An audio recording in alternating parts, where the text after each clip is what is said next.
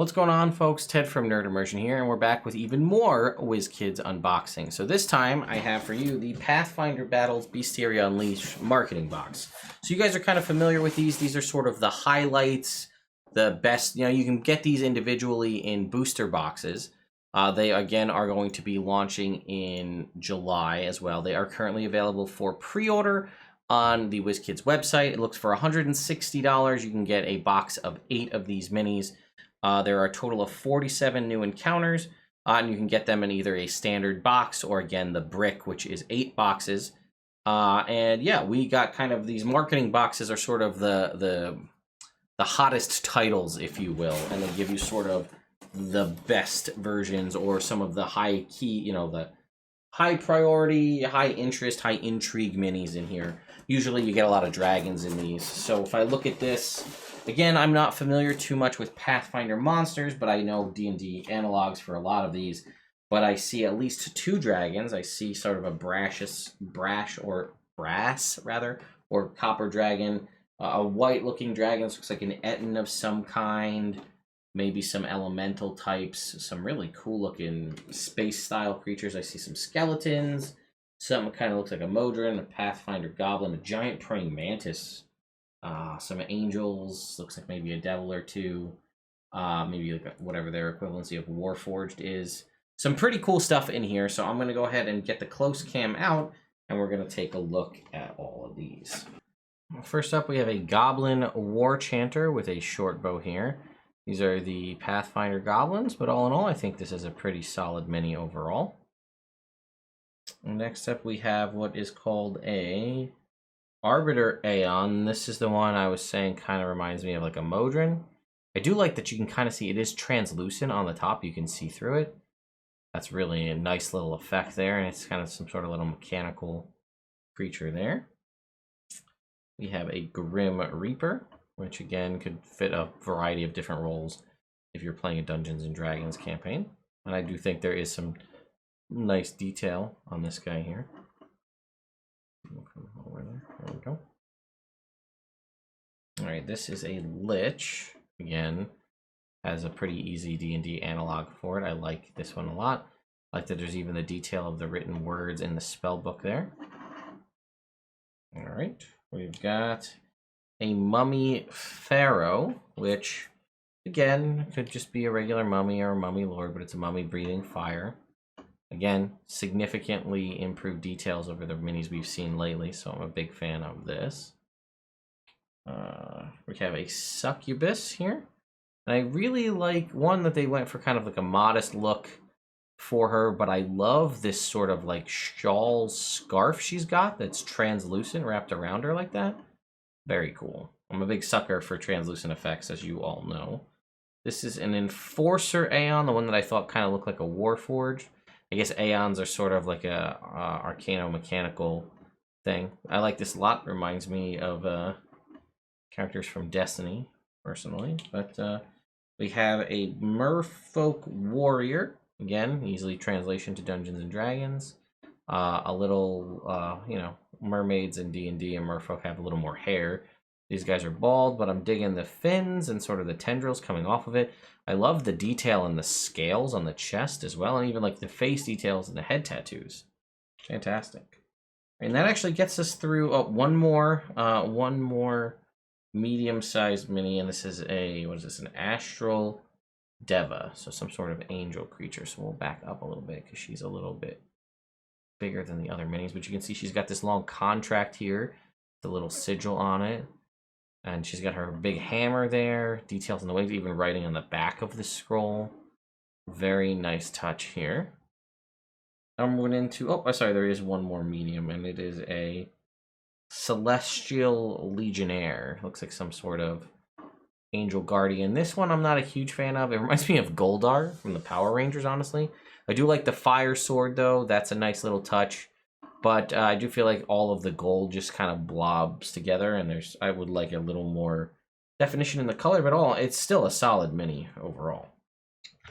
We have the Pathfinder version of, and we'll zoom this out, of an Afridi, which I am definitely a fan of. I like the look of this a lot.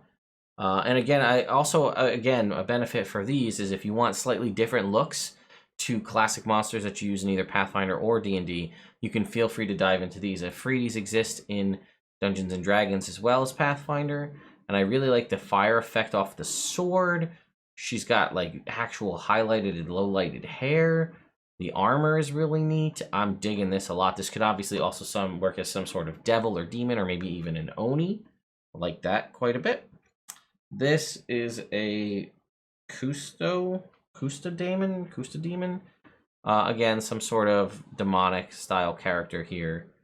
But it's got, kind of reminds me slightly of like a Garistro or something similar to that. It's got the curved horns, or a Bulgura, kind of the big monkey style demon. Either way, a lot of nice detail on the fur here.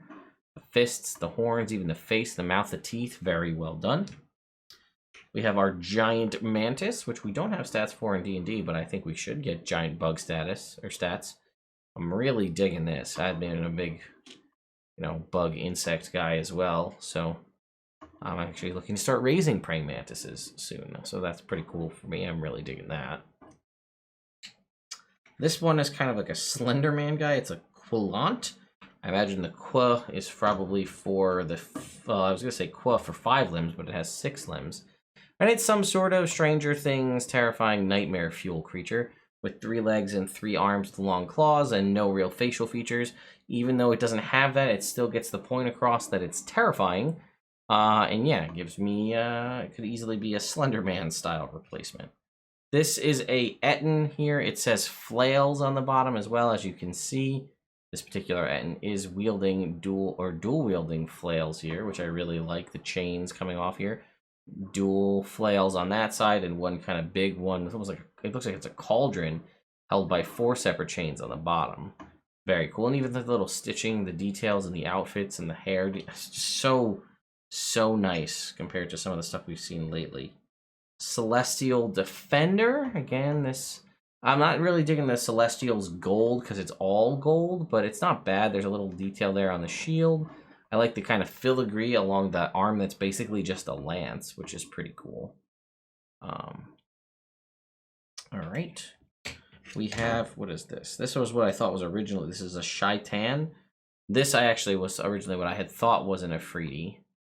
But yeah, I mean, look at the detail on the muscles on the back. Very, very nice. And even the spikes on the hair. Very cool. This could serve a lot of different purposes for genies or otherwise. We have a Marid, or the Pathfinder version of Marid. So this for D&D would be a weird blue-green fish guy, but basically a water... In D&D, it's a water genie. I don't know if it's the same in Pathfinder, but look at the details of the tattoos on the legs and the back, and he's kind of like got maybe some scarring there. He's surfing on this water like this. So cool, so intricately detailed. Very well done. This one, I would love to know the story behind. This is another Aeon. This is a Pleroma Aeon, and this looks like some sort of cool cosmic superhero. I mean, look at this guy. He's got like a space galaxy body. He's floating these 2, and then this cool long golden filigreed cape holding these 2 sort of ones. I don't know if it's picking up it on the camera, but this one's kind of like a dark color, and this one's a light color. These sort of like floating, whether they be planets or orbs of magic or something. I really like this a lot. A lot. The colors just pop. And then, yeah, we got 2 dragons. So this is an adult white dragon, the Pathfinder Paizo version of an adult white dragon here. Back it up and we can see. But again, nice details on the frills on the head, as well as the scales being nicely highlighted. You've got, the wings are well done. You can see the actual definition of the eyes and the mouth and the tongue. Very nice. And then lastly, we have the Copper Dragon right here. See if we can't pull this guy up a little bit, or back out our camera a little so you can get a clearer look at this guy, which is very neat. Now you can see, I love the spines down the back like that. Very nice. And then, yeah, these are pretty deep. And I also like that this happens. You can just pull the fire out of his mouth if you don't want to have him breathing fire. We can just put that right back in, which is Pretty sweet. So yeah, these are phenomenal. I'm really digging these Pathfinder sets. The stuff that we've seen with the Green Dragon, Tree Raiser, as well as these Bestiary Unleashed new sets. Epic quality provided on all of these. I'm a huge fan.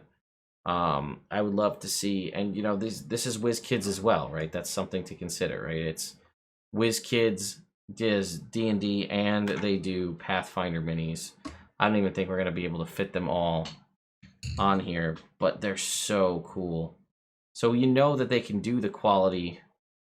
I don't know if it's when they want to, when they have the time, but either way, these minis look just fantastic. Yeah, I mean, I can't even fit them all on the stand. Just look at how sweet these guys look. Yeah, definitely worth your time. Definitely worth picking these guys up for sure. So, thank you again to WizKids and Paizo for sending these over for review purposes. Again, these will be coming out at some point in July, so pre-orders are still available, although I had heard July in my email, but when I go and look them up on the WizKids website, it's saying releasing in Q3 2021. So as far as I know, it's still July, but that may be subject to change as time goes on. So thank you to my patrons over on Patreon for continuing to support me and the channel. And thank you all so much for watching. Get that in there. There you go. I'll see you all next time.